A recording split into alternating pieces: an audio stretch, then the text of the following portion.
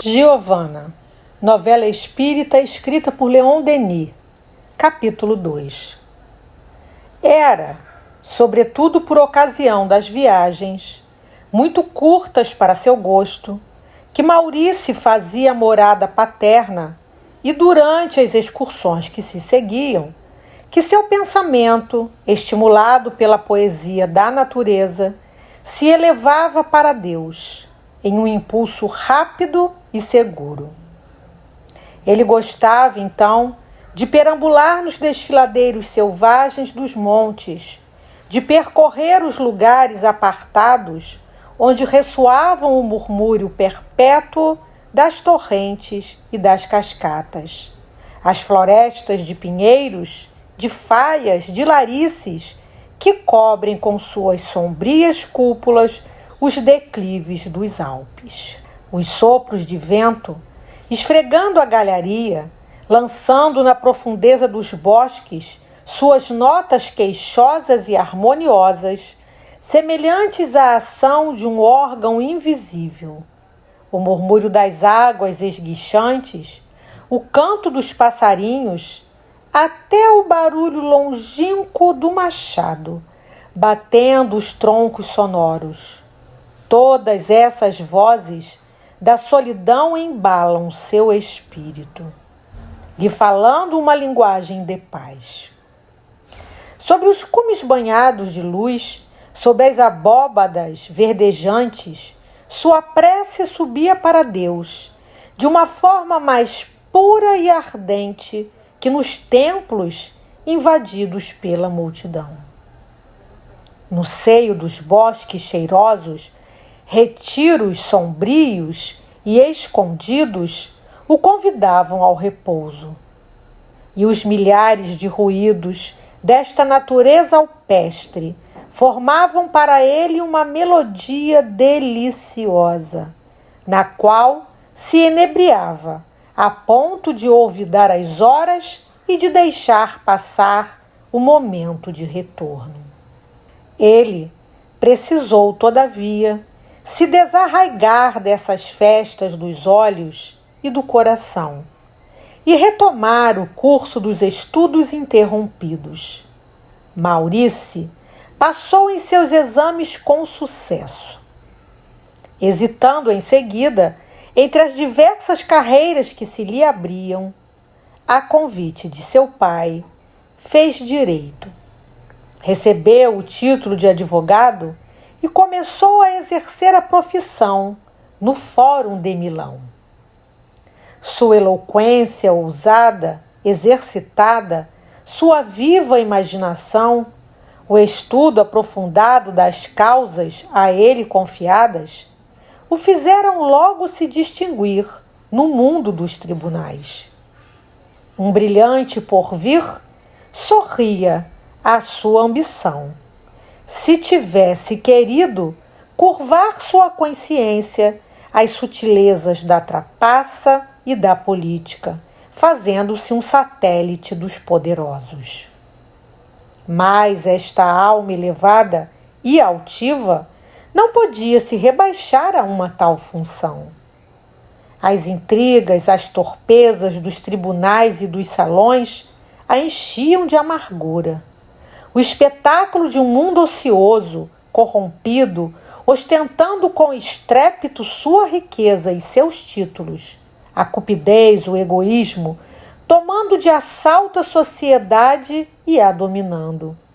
A probidade cambaleante, a especulação desenfreada, humilhando o trabalho regenerador, todas essas úlceras de nossa época de decadência moral se mostravam em sua hediondez aos olhos do jovem e lhe levaram a desprezar a vida, a se desligar mais e mais das coisas terrestres. Na taça dos prazeres, tendo querido temperar seus lábios, ele não havia encontrado senão fel. O amor tarifado, a orgia brutal, o jogo estupefaciente foram para ele outros tantos monstros que o fizeram recuar de horror. Com tais gostos, uma disposição natural à meditação, o amor pela solidão, viu desatar-se, pouco a pouco, todas as suas relações.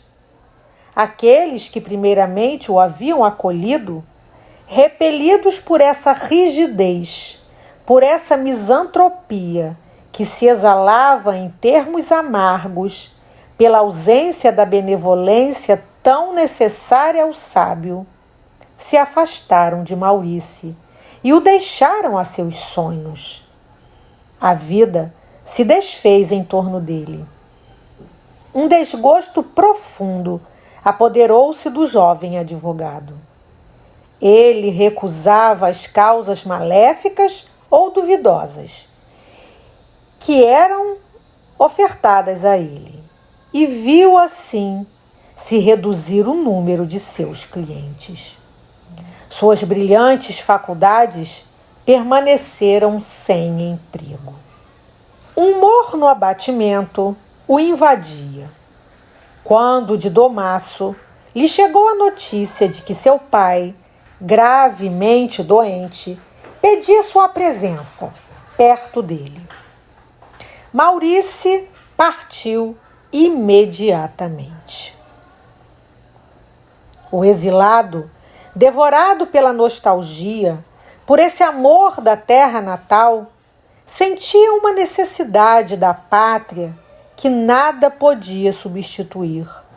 Lutava em vão contra um mal sem remédio. Logo morreu entre os braços de seu filho.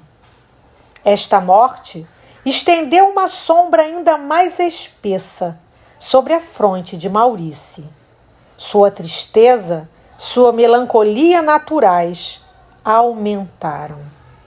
Renunciou ao fórum e se instalou na pequena casa solitária que lhe havia legado o defunto. Seu tempo foi repartido entre as leituras e as excursões. Frequentemente, desde a manhã, pegava seu fuzil e, sob o pretexto de caçar, percorria a região em todos os sentidos, indo à aventura, descuidado dos caminhos. A caça podia impunemente passar perto dele. Mergulhado em intermináveis desvarios, não pensava muito em persegui-la.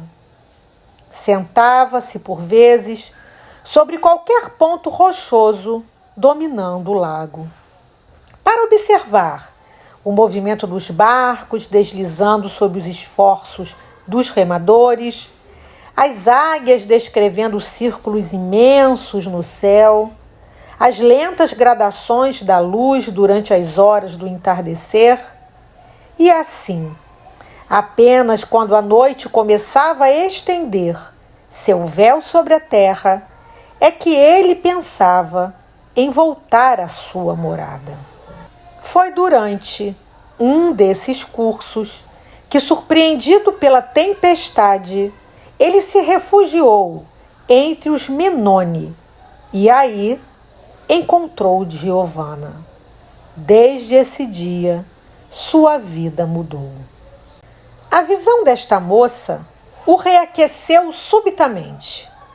Um alegre raio de sol penetra a obscuridade de sua alma. Uma voz desconhecida canta em seu coração. Primeiro não se dá conta do sentimento novo que nasce nele. Uma força magnética o levava para a mocinha, e ele a obedecia instintivamente. Quando ela estava lá diante dele, de tudo esquecia, observando-a, escutando-a. O timbre de sua voz ritmado despertava no seu ser ecos de uma doçura infinita. Via nela mais que uma moça da terra, mais que uma criatura humana, como que uma aparição passageira, reflexo misterioso de um outro mundo, um tesouro de beleza, de pureza, de caridade, ao qual Deus emprestava uma forma sensível a fim que, em vendo-a, os homens pudessem compreender as perfeições celestes e a isso aspirar. A presença de Giovanna o arrancava à sua misantropia. Fazia surgir nele uma onda de pensamentos benfazejos, generosos, um ardente desejo de ser bom e de consolar. Seu exemplo o convidava ao bem. Sentia a vida, a inutilidade de sua vida e compreendia, enfim, que tinha melhor a fazer aqui embaixo do que fugir dos homens e se fechar numa indiferença egoísta. Interessava-se pelas dores dos outros. Pensava mais frequentemente nos pequenos, nos deserdados desse mundo, em todos os que estão oprimidos pela adversidade. Procurava avidamente os meios de lhes ser útil. Durante suas conversas, ainda que se falando pouco, trocavam milhares de pensamentos. A alma tem meios de se exprimir, de se comunicar com o exterior, que a ciência humana não pode definir nem analisar. Uma atmosfera fluídica, em correlação íntima com seu estado moral, envolve todos os seres e, seguindo sua natureza, simpática ou contrária, se atraem, se repelem, se expandem ou se fecham. E é assim que se explicam as impressões que a simples vista de pessoas desconhecidas nos fazem experimentar. Os dias se escoam, graças ao socorro de Joana, graças aos cuidados do médico de Gravendona, ao qual Maurice pagava as visitas, Marta tinha recuperado sua saúde. No dia que pôde sair, uma agradável surpresa a esperava lá fora. O jardim, invadido há pouco tempo pelas ervas e silvas emaranhadas, estava renovado, limpo e gracioso. O outono tinha suspendido nas árvores guirlandas de ouro e de esmeralda. Pereiras, figueiras, abricoteiros dobravam sob o peso de seus frutos. Longos cachos de uvas vermelhas pendiam entre os ramos das amoreiras. Opulentos legumes cobriam os canteiros. Um hábil jardineiro, enviado por Maurice, havia podado as árvores, cuidado da vinha, operado esta transformação. Tinha feito desse recanto desolado um maravilhoso pomar. O inverno podia vir. A vida da pobre família estava assegurada.